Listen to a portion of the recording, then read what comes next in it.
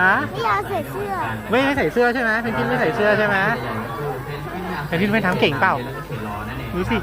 เยอะไหมส่วนใหญ่เพนกวินจะอยู่ในเขตหนาวเย็นนะครับแต่จะมีเจ้าฮัมโบเพนกวินนะครับที่ทุกท่านเห็นอยู่ณตอนนี้นะครับน้องสามารถที่จะอยู่ในเขตร้อนได้นะอากาศร้อนแบบนี้นะครับ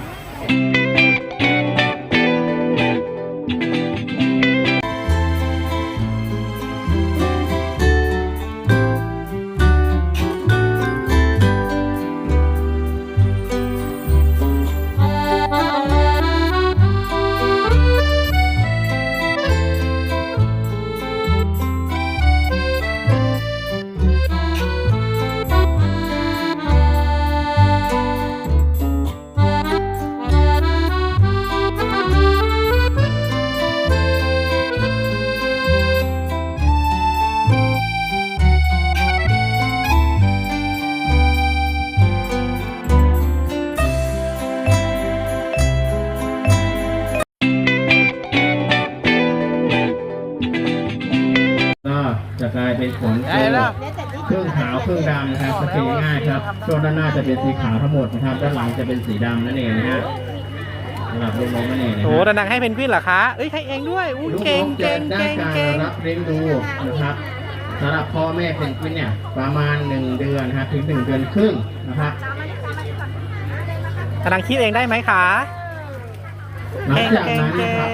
ลูกนกเพนกวินก็จะเริ่มทำกิจกรรมพาเลทเพนกวินออกมาเล่นน้ำออกมากินอาหาร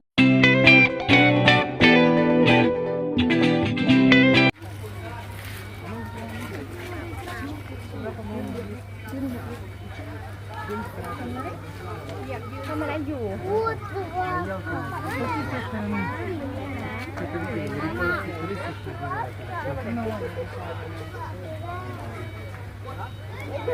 กินยา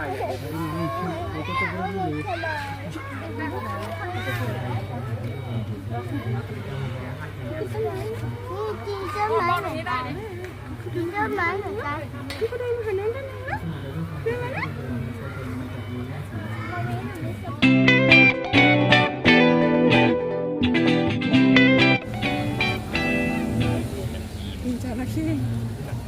อยากดูตรงนี้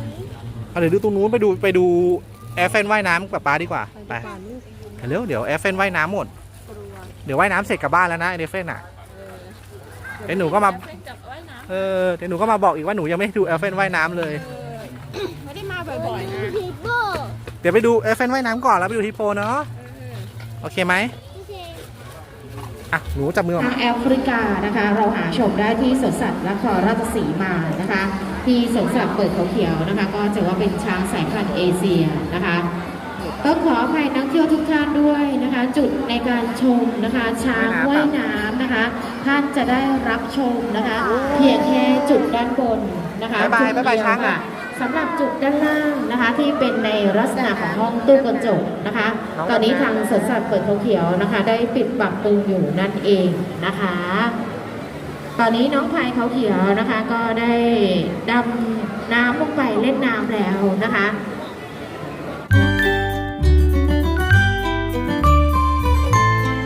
ให้อาหารช้างค่ะ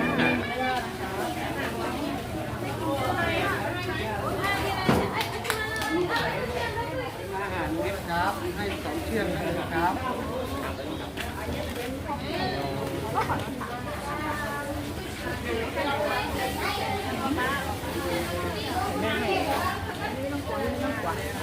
ไม่ต้องกว่าโอ้โหไม่เต่าหนูเอาย่าไปอีกฝั่งหนึ่งลูกเอาไปอีกฝั่งหนึ่งอีกมือนึงสิมือนึงข้างหน้าหรอมาป๊าต้องมาฝั่งนี้ค่ะ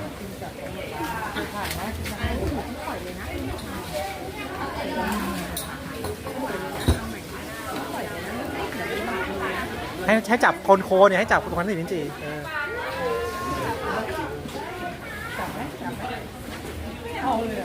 เอาตัวนี้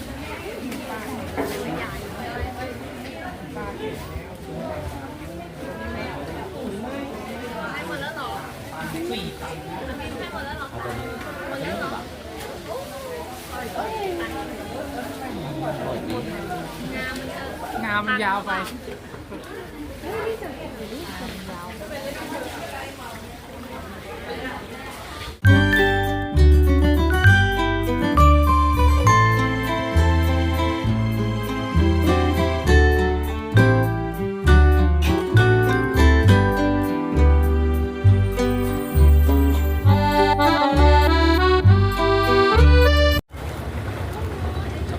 ตัวสล็อตอ๋อขี้ง่วงนอนเหรอตัวง่วงนอนเหรอ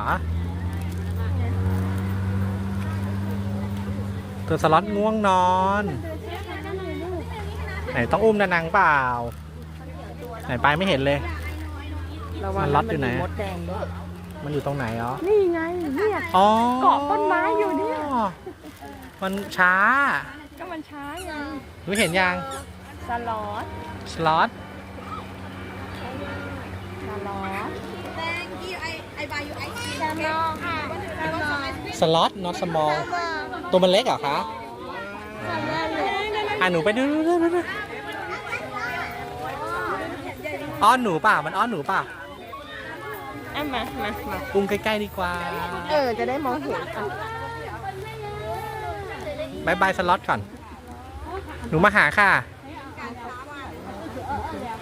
ขี้เกียจมากเลยนอนกินนะเนี่ยบอกนี่ เขาเคลื่อนไหวช้าไหมคะเขาเคลื่อนไหวช้าไหมคะเคลื่อนไหวช้าไหมคะเดี๋ยวเขาจะทำอะไร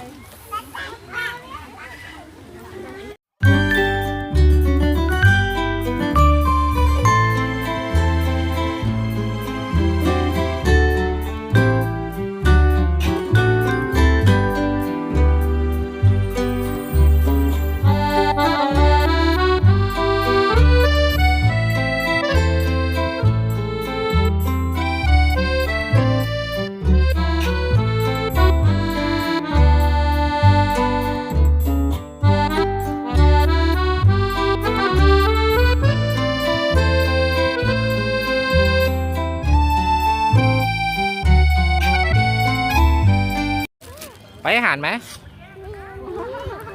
ไปไอ้จอนหอย อุ้ย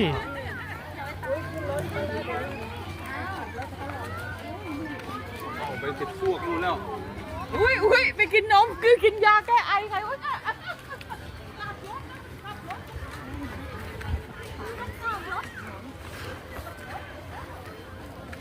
ขึ้นทางไหนนะแม่หันจีราฟทางไหนนะคะ หนูให้ไหมให้เหรอคะหนูเดินกับมาม่าสิคะป้าจะได้ถ่ายแล้วมีหนูอยู่ในเฟรมป้าเดินกับมาม่าจูงมือกันไปค่ะ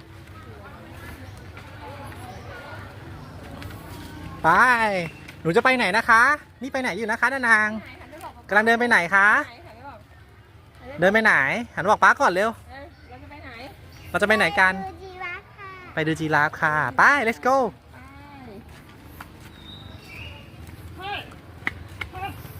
อุ้ยเดี๋ยวสะดุดล้ม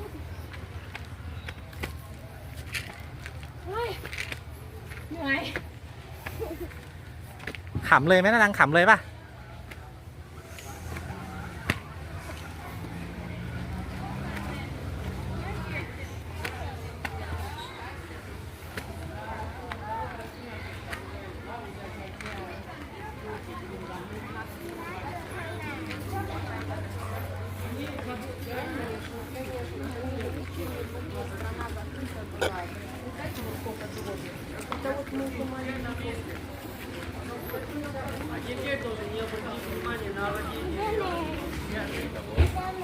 สไปเดอร์แมน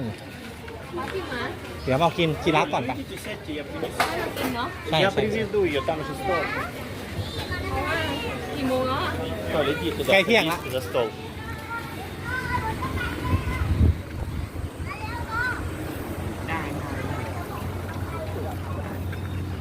หรือว่าสถานีนึงเนาะ มีที่กินเปล่าไม่รู้นะ หรือเปล่าก็ไม่รู้เนาะ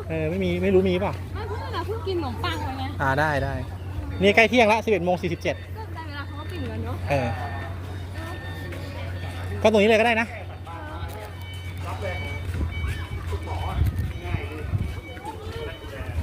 ถ้าอยากเลี้ยงมันต้องเป็นช่วงที่แบบว่าเขาเปิดรับสมัครไงครับ เอากี่ชุดแต่มึงแบบสมมติว่า นางขาบอกพี่เขาเอากี่ชุดคะบอกป้าเขาชุดเดียวมา เปิดเข้ารับงานใหม่เนี้ย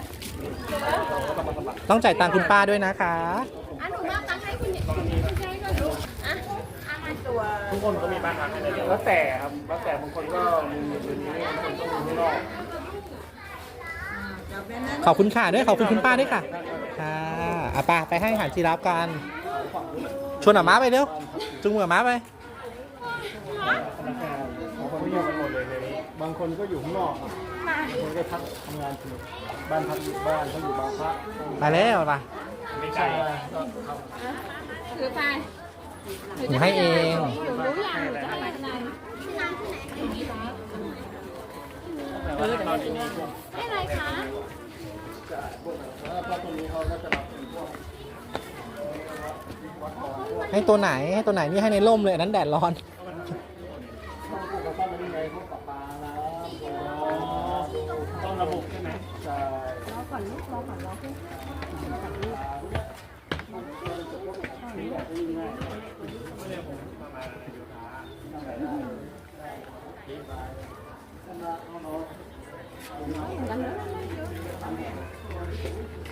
หนูไปให้ตัวแดดร้อนเปล่า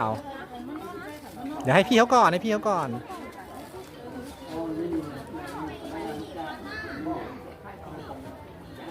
ลิงคือมีทุกที่ยังไม่มีเลยตรงนี้มีไหม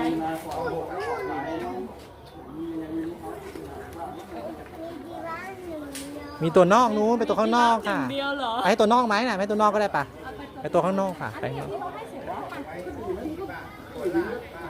หนูต้องปล่อยด้วยนะลูกเพราะมันหนู ไม่ มันจะรูดจริงๆมันจะรูดยินแต่ใบ จับดีๆนะจับแน่น เอาเพิ่มเชื้อมาใหม่ ๆ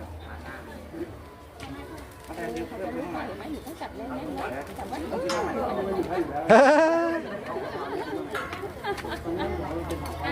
ยังไม่หมดเลย อ๋ออ่ะอันนี้หนูจำอย่างนี้เดี๋ยว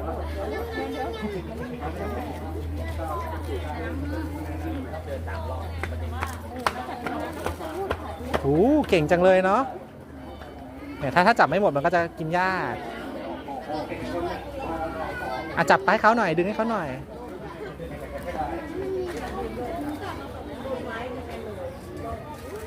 โอเคอ่ะทิ้งไปนั่นแหละ ปล่อยอ่ะแล้วน้องจับตรงนี้ แน่นๆนะคะจับแน่นๆนะเอาทั้งก็หมดเลยใช่ไหมทีเดียวเดี๋ยวให้ตัวนอกด้วยให้ข้างนอกด้วยเปล่าแบบนี้นะ จับเข้ามาข้างในเลย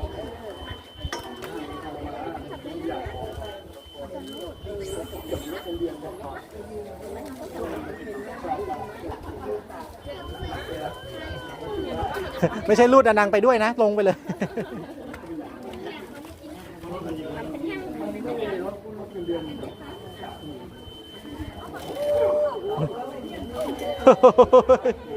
ยิงเลย ต้องมีผู้ใหญ่นะเอาจริง แรงเขาเยอะไงเขารูดไปหมดเลย โอ้โหรูด หมดแล้วแรงหมดแล้วค่ะ นั่นเหลือนิดเดียวเอง อ่ะบายบายจีรับก่อน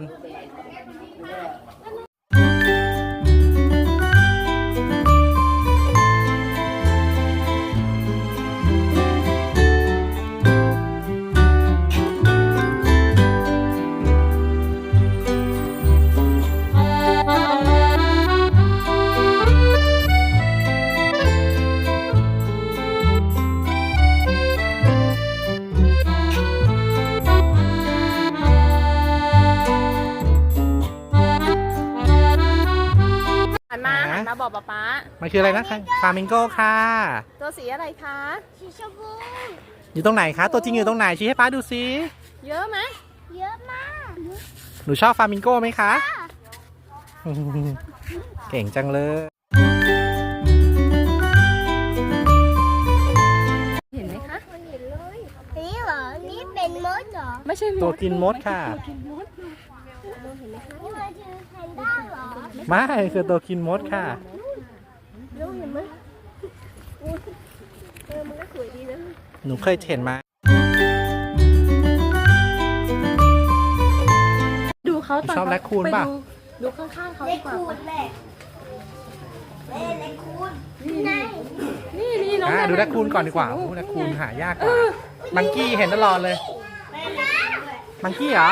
มังกี้ อ๋อมังกี้เหรอคะอ๋อมังกี้เหรอลิงกระรอกเหรอ ต คะ กใจแรคคูนเหรอลูก ฮะตัวอะไรคะฮะ ไหน ตัวอะไรคะ อะไรคะ มันคือแพนด้าแดง แพนด้าแดงเหรอ อ๋อแพนด้าแดง มันคือ อไม่ใช่แรคคูนเหรอแพนด้าแดงด้วยโอ้แล้วอันไหนหางไหมหนู นี่มาหางไม้ซ้ายมือนี่ป่ะ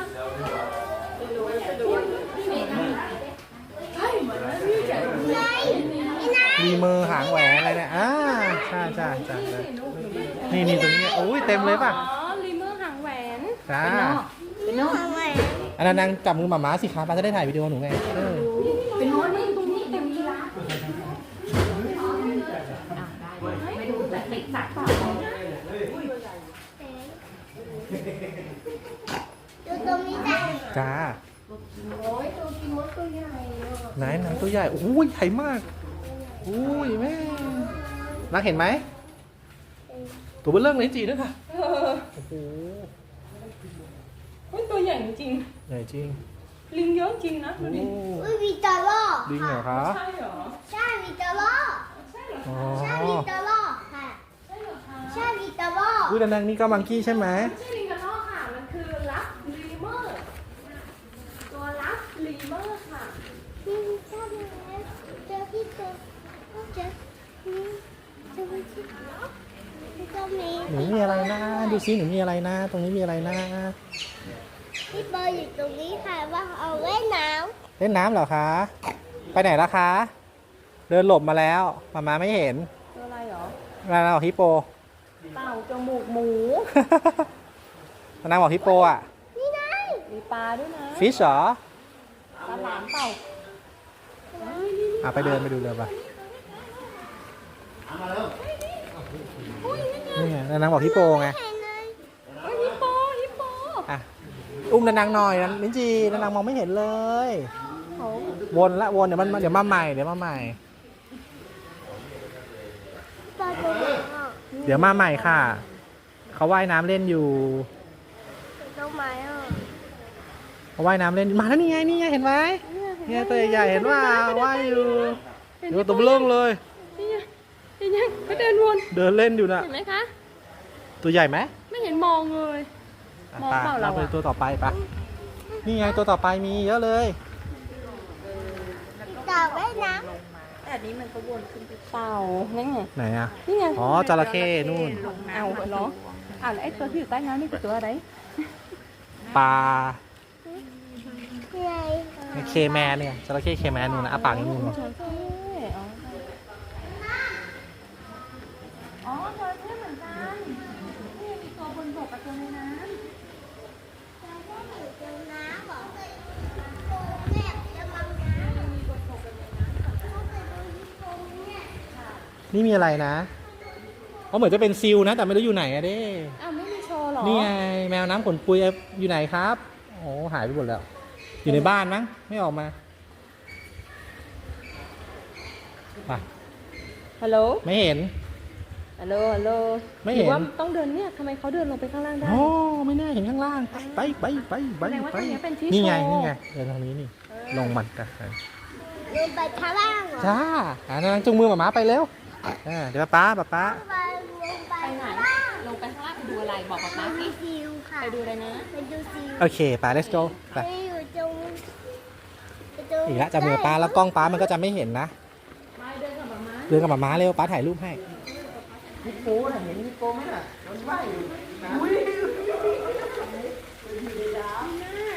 ไม่พอหน้าเค้กสั้น ดูใต้น้ำดีกว่า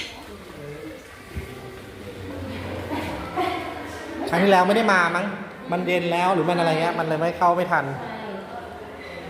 เพราะว่าคราวที่แล้วเรามาถึงช่วง แวะไหว้พระไว้อะไรด้วย แวะทำนู่นทำนี่ด้วย 11 โมงหรือว่าเที่ยงอะไรอย่างเงี้ย อันนี้ถึงเร็วชั่วโมงเดียว นี่ไงมากลูกเห็นไหมคะ นี่เห็นเขาที่ให้น้ำติ๊กติ๊กติ๊กติ๊กไหมเห็นไหมชี้ให้ป๊าป๊าดูบ้างเห็นไหม นี่เหรอ หน้า โอ้โอ้โอ้ดำน้ำให้หนูดูด้วยโอ้โหดำน้ำให้หนูดูด้วยเนาะเดี๋ยวรอใหม่อีกทีนึงสิ นี่แล้วกัน อันนั้นดูอีกทีนึงสิดูอีกทีนึงสิลงมายังมุดยัง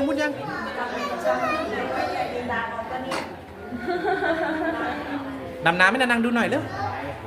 ไม่ดำแล้ว นี่ไงอู้มาแล้วป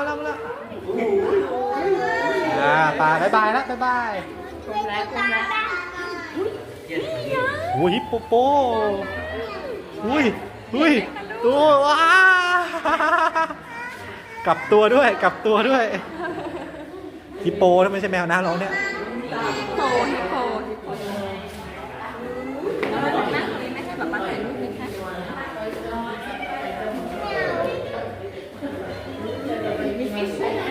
มาอีกแล้วนางมาอีกแล้วกลับตัวอีกแล้วเหมือนเดิมเลยโอ้ไปตัวอะไรอ่ะตัวอะไรอ่ะ ดูดิมันวิ่งนะ มันคงอึดอัดอะอยากจะเดินเยอะ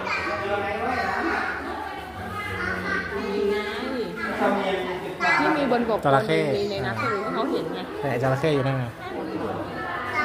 แต่จริงมันก็ เธอไปนู่นไหมไปดูซิลมีไหมมีซิลไหมไปดูซิลปะถ้าไม่มีซิลก็จบแล้ว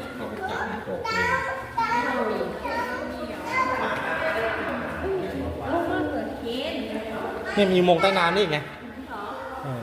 แต่ก็ไม่เห็นอะไรอยู่แล้วถ้ามันไม่มีอะไรอ่ะ ตรงนี้หนูดูกระจกค่ะ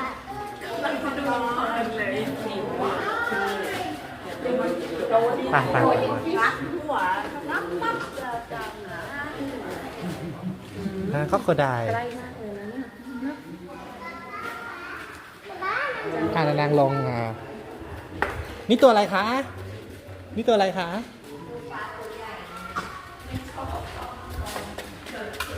ยังไม่เอาไม่จับลาวค่ะสกปรกค่ะ ไม่จับเช็ดกางเกงหมาม้าสิเอามือมาเช็ดกางเกงหมาม้าเช็ดกางเกงหมาม้าไม่จับดิ เนี่ยป้าก็ถ่ายไม่ได้ตลอดแหละเดินกับนางทุกที มีอะไรเนาะใต้น้ำ อุโมงค์ใต้น้ำเมื่อกี้เล็กๆมีอุโมงค์นิดนึงไงแล้วก็ออกแล้ว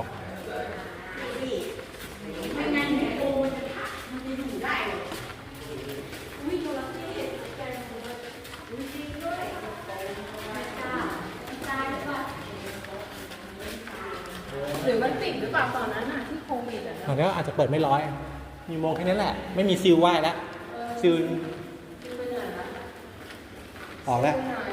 หายแล้วซิลหายไปแล้วค่ะ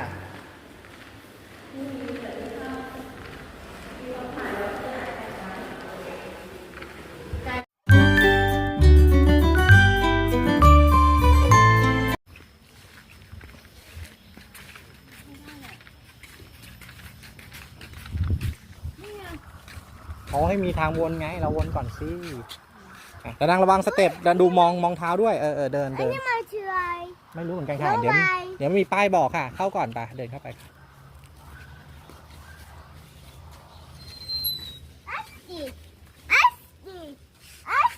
อ๋อออสเตอร์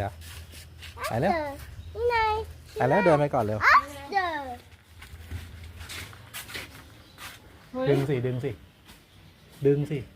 ดึงเอาดันเหรอดึงนี่คือไม่ได้ตายใช่ไหม ต้องใส่แมสตอนนั้น นอนเล่นใช่ไหม นี่ไง ต้องใส่แมสใส่แมสไหม มันนอนท่านี้อ่ะ ไม่มีมาเข้ามาป๊าเดี๋ยว นี่ไง ปลาเดิน นี่ไงค่ะนี่ชื่ออะไร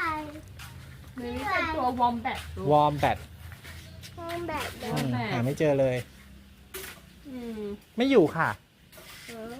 หาไม่อยู่ ค่ะไม่อยู่ อันนี้นอนเหรอคะ นอนอุ้ยนกยุง อันนี้เราเดินเข้ามาได้ ได้ ใช่ไหม ได้สิเขาให้เดินได้ทางเข้านอน ถ่ายรูปมากเลยใกล้มาก นอนนี่ถ่ายวิดีโออยู่ มันนอนอยู่ นอนอยู่เราไม่ไปรบกวนเขานะ เดินดี เดิน ขอเดิน ขอเดินหน่อยค่ะ ขอเดินขอใครเดิน เดิ นะ นมา ขอเดินห เขา น่อย เดิ ค่ะ นมาแล้วเขาตื่น เขาตื่น เพราะเราเดินไง เพราะหนูน่ะเดินดังใช่ไหมคะ เราเดินกันไงเขาตื่นเลย นี่ แล้วก็นอนต่อแล้วนี่ดูดิ อ่า ท่าเนอะเฮ้ยเขาสวยมากเลยนะ อ่า นี่อ๋อมีตา ทำไมเหรอคิดว่ามีคอโคไดนี่เหรอ เฮ้ยกลัวไง ให้ไปออกทางนู้นได้ อ๋อชก นกพิราบวิกตอเรีย นี่เต่าจมูกหมู เต่าหมู นี่เต่าจมูกหมูอยู่นี่สภาพหรือเปล่าอ่ะ คล้ายๆมั้ง เต่าจมูกหมูมันเป็นเต่าจมูกหมูเอาจบนี่ นกพิราบด้วย พิราบหงอนวิกตอเรีย มีหงอนด้วยนะ สวยนะ สวยไปเดินเดินไม่มีอะไร ไปเร็วเดินไปสิมาปึงไปเดินไปเร็วออกไปแล้วไง ระหว่างหนูไม่ชอบ งั้นเหลือคนเดียวแล้วเหลือหนูคนเดียวไงก็ไปด้วยกันกับป๊ากับหมาแหละไม่มีอันตราย ถ้าอยู่คนเดียวอันตรายกว่าค่ะเนี่ย ไม่ใช่เหรอ มีจอเข้ค่ะ ไหนล่ะ ยังไม่เห็นเลยมีแต่ป้าย แล้วไหน ไม่อุ้มเดินจับมือป๊าเร็ว เดินไม่งั้นเราจะเฮ้ยนี่แคนตาลูป อยู่ไหนนะ จุกรูแกงกะลู นี่ อ๋อ โอ้เลยล่ะเขานอนแคนตาลูลูกแล้วตัวนู้นตัวอะไรอ่ะในกรงแคนตาลูเหมือนกัน ไปดูตัวให้มันชัดๆโอ้กระโดดไปดูแล้วหลบระนังไปนู่นแล้ว นี่แคนตาลูกับ เข้าป่าไปแล้ว แคนตาลู นู่นกระโดดเข้าป่าแล้วนะเห็นไหมแกงกะลูเห็นเปล่าโอ้ยไปนู่นแล้วไปซ้ายนู่นแล้วไปบนแล้วนี่อีกตัวหนึ่งเห็นแกงกะลูเปล่า ด้วยเหรอ มีมังกี้ด้วย อยู่กับแกงกะลูนะแต่แกงกะลูกล้ามโตนะ ด้วยเหรอ มังกี้มีลูกมังกี้มีลูกอ๋อแคนตาลูโดนกัดขา นี่ไงนี่ ป่วยแล้วมั้ง นี่แกงกะลูอยู่นี่ไง โอ้นี่ไงเจอที่น้ำเค็มนี่อ้าปากอยู่ ฮ่า ตัวใหญ่นะ ใหญ่ เดี๋ยวดูตรงนี้นะเราเห็นชัดป่าตรงนี้ร้อน นี่แกงกะลูอยู่นี่แกงกะลูเล็มหญ้าอยู่ หมาม้ารูจะไม่ แกงกะลูเล็มหญ้าอยู่ หมาม้าแคนกาลู เล็มหญ้าอยู่ค่ะ นี่ไงตัวเริ่มเลย เอาดาราไม่ดูจิงโจ้ก่อนเหรอลูก จิงโจ้ยังหนูเห็นยังแกงกะลูเห็นยังเห็นแกงกะลูยังคะ เห็นแล้ว ไม่เห็นแล้วนะหมา เหรอเนี่ย อุ้ยตัวเล็กด้วยน่ารัก ตัวนี้ นี่ตัวเล็กเล็มหญ้าอยู่นะนางนี่ หางมันใหญ่มากเลยนะ มาฟาดทีน่าจะเจ็บอ่ะ เนี่ยหางมันใหญ่มาก ยิงกระโดดน่าจะข้ามนะแกงกะลูมันกระโดดสูงนะ มาแล้ว มาเร็วดานางบอกค่ะ เนรันกลัวเหรอคะ ไม่กลัวค่ะ สบาย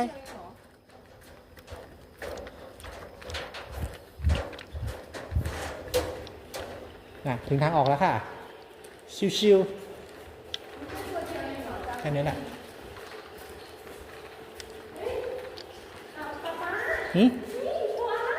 ไหน ว้าว เขาอ่ะเขียนว่าห้ามให้อาหารเขาบอกใน ไหน นี้ อะ มีอะไรวะ อ๋อเมื่อกี้เห็นตูดอยู่ฝั่งนู้นนึกว่าจะชัดกว่านี้นางเห็นโคอาล่าเปล่า โคอาล่าแต่นางมาหา เฮลโลโคอาล่าจะหลับปะ ไม่เห็นใช่ไหม เห็นตรงนี้ หลับอยู่ เดี๋ยวเขาหันมาปะ ไม่หันมาดิ คอล่ มีอีกตัวเปล่า ตัวเดียวน อนหลับอ่ะดานางหนูเห็นปะดูซิหลับไหมดานางดูซิ โอ้ นางปลุกโคอาล่ายัง ดูแล้วนะ นางปลุกโคอาล่ายังหนูนางปลุกโคอาล่ายังคะ เห็นปะเห็นโคอาล่าไหมคะเห็นไหมจมูกเขาสีอะไร สีด สีดำเขาทำอะไรอยู่คะเขาตาเขาเป็นยังไงตาเขาเป็นยังไงคะตาเขาหลับตาอยู่ปะหลับตาโอ้โหมีหนึ่งตัวท้วน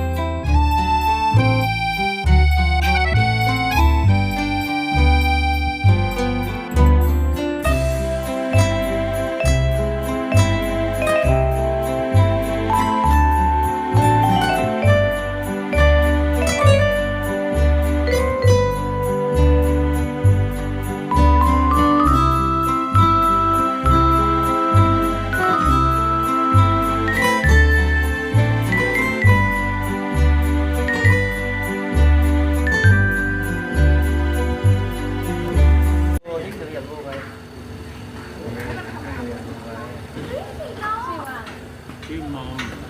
ลงไปนะ ครับผมของครับ เอาขนมไม่ดูอ่ะโอ้อยากดูไหมนี่ดูเขายืน อีกทีนึง ดูดิ ซ้ายลงมือขวาด้วยเนาะมือซ้ายที่เราลงนั่นเลยได้ยินนั่นเนาะ ตัวใหญ่ไหม นั่นแหละเขา กล้องอะไรกล้องแล้วจุกเป็นไรเนี่ยลูกกลัวเหรอเร่มาเลยไม่ต้องกลัวไม่ต้องกลัว จับไว้ครับนั่นไปให้ตื่นลูกนั่นเยอะๆนั่นแหละ อุ้มทำไมนี่มันไม่ยืนดูเหรอลูกฮะลูกกลัวเหรอไม่ต้องถามหาแต่สิงโตก็มาพามาดูแล้ว ตัวเดียวครับเหลือตัวเดียวแล้วเอาไปสวนสัตว์โคราชเมื่อวันเสาร์ที่แล้ว สัตว์น้อยลงไปเยอะ เอา นะ ไปเป็นพ่อพันธุ์ครับสัตว์ส่วนมากจะอยู่ด้านในโซนสีเขียวก็ส่วนมากครับโซนพูดง่ายๆคือถ้าด้านในต้องจอดรถแล้วเดินเอานิดนึงถึงจะเห็นครับ ถ้าพี่ขับรถอย่างเงี้ยไม่เห็นเพระว่ บายยังบ๊ายบายไลออนยัง มอง ใช่ครับรถรางเขาจะไม่ได้จอดให้เรา